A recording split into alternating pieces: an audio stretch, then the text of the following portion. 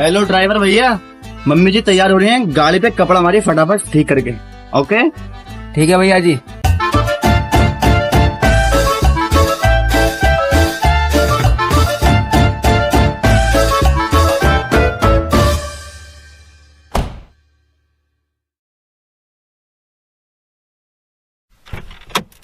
हाँ चलो madam.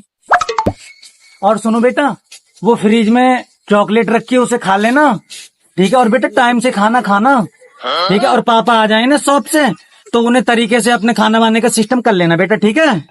Okay mummy जी, मैं टाइम से खाना ले लूंगा। हाँ बेटा ध्यान रखना अपना। ओके मम्मी जी, ठीक है बेटा, बाय बाय बेटा। See you. चलो भैया, बाय मम्मी। बाय बेटा। बाय। ठीक है, ध्यान रखना बेटा। हाँ ठीक है मम्मी। ठीक है, बाय। जल्दी ना बैठ, जल्दी हाँ आ जाओ जल्दी, एकदम आ जाओ। जल्दी बैठ। चांद खा रखे चल बैठ। हाँ इन लोगों बैठ जाओ। अबे आराम की धक्के रहा है, यहाँ को बैठ जाइए हमको। अबे यहाँ को बैठ, यहाँ को। डाल लो अब। और सुनो, पहले नियार काट के लिए ये, फिर कुट्टी काट के भैंस को डाल दिए और उसका गोबर भी उठा दिए।